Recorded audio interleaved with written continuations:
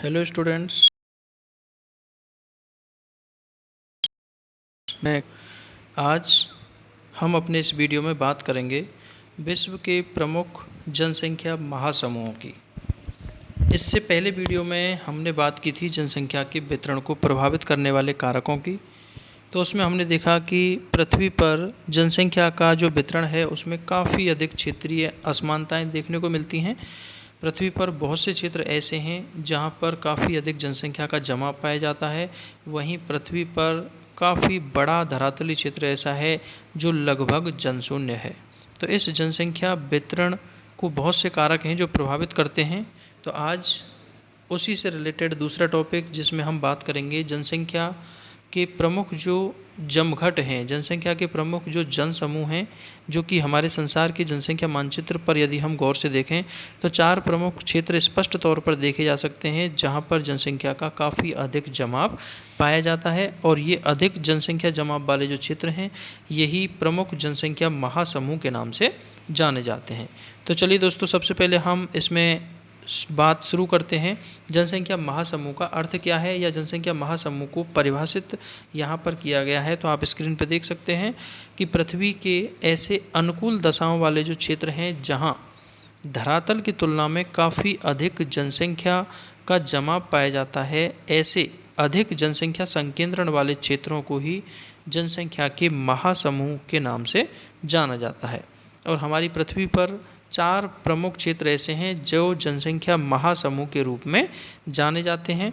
तो इन 4 महाजन समूह के बारे में हम चर्चा करेंगे। तो इसमें सबसे पहले हम बात करते हैं जो 4 महाजन समूह हैं उसमें एशियाई महाजन समूह, यूरोपीय महाजन समूह, अफ्रीकी महाजन समूह और अमेरिकी महाजन समूह। ये 4 प्रमुख महाजन समूह हैं। तो जिसमें सबसे पहले हम बात करते हैं एशियाई महाजन समूह की। और एशियाई महाजन समूह जो कि विश्व का सबसे बड़ा महाजन समूह है और ये मुख्य रूप से एशिया का जो मानसूनी जलवायु वाला क्षेत्र है जिसमें प्रमुख रूप से एशिया के दक्षिणी व दक्षिणी पूर्वी क्षेत्र शामिल होते हैं, तो वो इस महाजन समूह के अंतर्गत समाहित है। और इस महाजन समूह का विस्तार एशिया महाद्वीप में 10 डिग्री उत्तरी अक्षांश से लेकर के 40 डिग्री उत्तरी अक्षांश के मध्य फैले हुए विस्तृत उपजाऊ नदियों के मैदानी क्षेत्रों में पाया जाता है। और इस महाजन समूह में पश्चिम में पाकिस्तान से लेकर के भारत, म्यांमार, थाईलैंड, वियतनाम होते हुए पूर्व में चीन, जापान और कोरिया, ये क्षेत्र इस महाजन समूह के अंतर्गत समाहित हैं।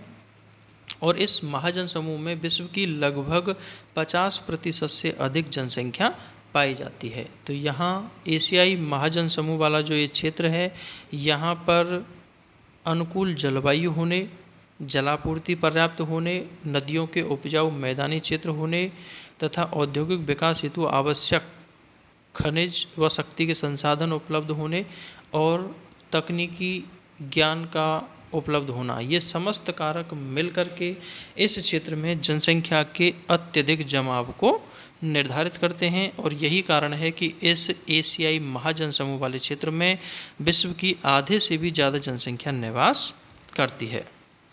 अब हम बात करते हैं दूसरे महाजन समूह की। और दूसरा जो प्रमुख महाजन समूह है वो है यूरोपीय महाजन समूह। और ये यूरोपीय महाजन समूह यूरोप महाद्वीप में 40 डिग्री उत्तरी अक्षांश से 60 डिग्री उत्तरी अक्षांशों के मध्य स्थित यूरोप के पश्चिमी भाग हैं जहां पर जनसंख्या का अत्यधिक संकेंद्रण देखने को मिलता है। और इस महाजन समूह में यूरोप महाद्वीप की रूस सहित जो टोटल जनसंख्या है उसका लगभग 75% जनसंख्या इस यूरोपीय महाजन समूह वाले क्षेत्र में पाई जाती है।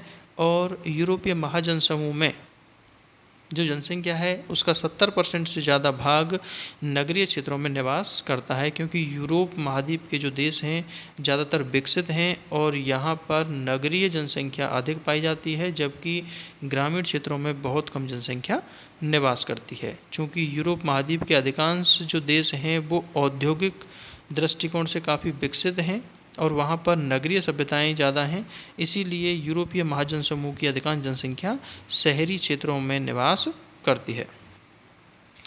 अब हम बात करते हैं तीसरे प्रमुख महाजन समूह की, और तीसरा प्रमुख महाजन समूह अमेरिकी महाजन समूह। और इस अमेरिकी महाजन समूह का जो विस्तार है वो प्रमुख रूप से उत्तरी अमेरिका में 100 डिग्री पश्चिमी देशांतर के पूरब में 30 डिग्री उत्तर से 45 डिग्री उत्तरी अक्षांश के मध्य स्थित है।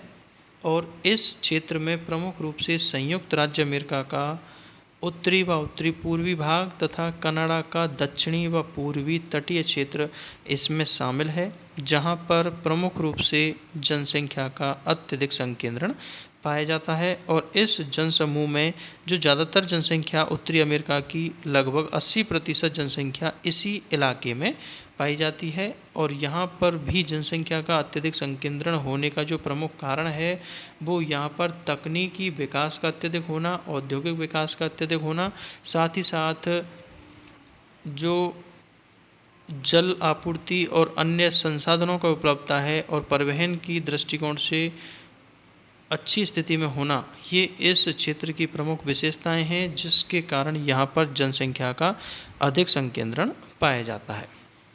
अब हम बात करते हैं चौथे महाजन समूह की, और वो अफ्रीकी महाजन समूह। और यदि हम अफ्रीका महाद्वीप की बात करें तो अफ्रीका महाद्वीप का 70% से भी अधिक धरातलीय क्षेत्र ऐसा है जो कि लगभग जनशून्य है या फिर बहुत कम जनसंख्या वाला है, क्योंकि वहाँ पर या तो उष्णकटिबंधीय वर्षावन फैले हुए हैं या फिर उष्ण मरुस्थलीय दशाओं का विस्तार है, और इसी कारण से वहाँ पर नगण्य जनसंख्या निवास करती है। और अफ्रीका का केवल 30% धरातलीय क्षेत्र ही मानव निवास के योग्य है।